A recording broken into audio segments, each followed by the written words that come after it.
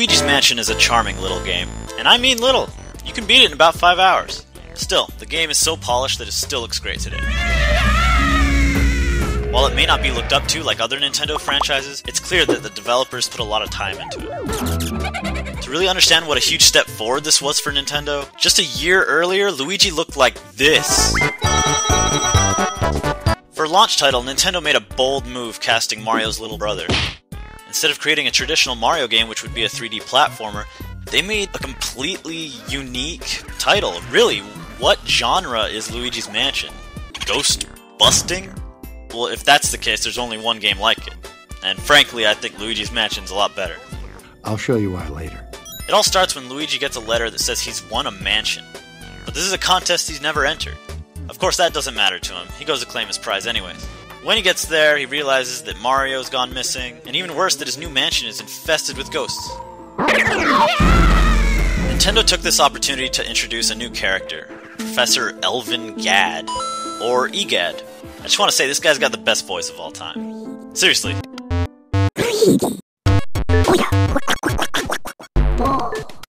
What's up with this guy?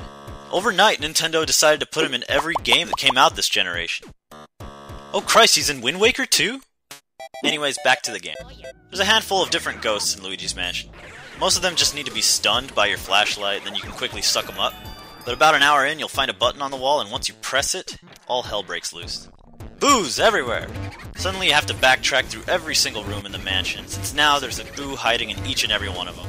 For the most part, it's not that bad, but there's no hiding that this was a clear way to pad the game, make it a little longer, and since the final product is under 5 hours, you can't really blame him.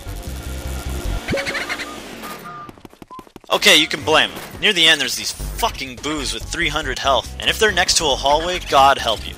You gotta go back and forth, and there's no stopping them, like, you really can't prevent them from going through the walls. It doesn't add anything to the game, it's just... fuck! God. God.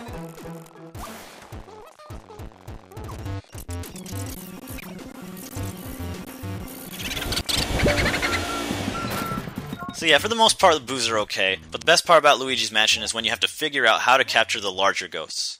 The way you capture these ghosts isn't as straightforward as the others. Essentially, you have to startle them, which makes them puzzles in and of themselves. For example, here's this lady. She's calmly combing her hair. How do you rustle her jimmies?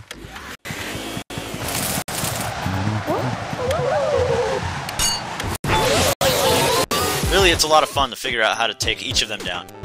It does seem a bit cruel, though. Most of these ghosts were harmlessly minding their own business, and you just bust in, ruining their day, stuffing them into paintings, which doesn't look very pleasant.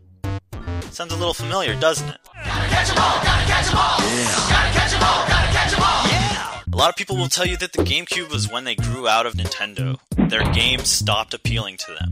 Whoa. With games like Mario Sunshine, Metroid Prime, Smash Bros. Melee, Wind Waker, Metal Gear Solid Twin Snakes, Rogue Squadron, Paper Mario, F-Zero, Pikmin, Beautiful Joe, Eternal Darkness, Killer 7, Animal Crossing, and Resident Evil. Oh god, Resident Evil!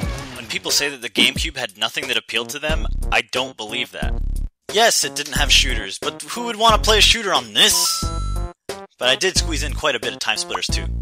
Regardless, the GameCube was home to a large and diverse library of games that I wouldn't hesitate to call classics. And it all started with this. So here's to Luigi's Mansion and the GameCube, a console with games the likes of which we may never see again.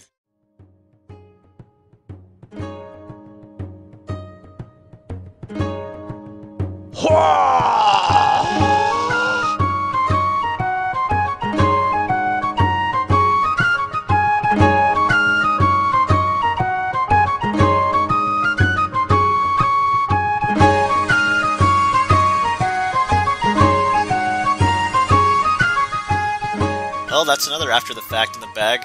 Thanks a lot for watching. If you like the show, make sure to leave a comment. If you want more After the Fact, check out our YouTube channel. Thanks again. We'll see you next time.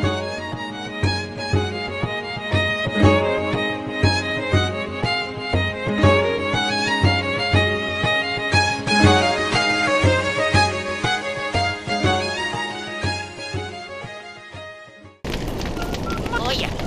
Oh yeah. Oh yeah.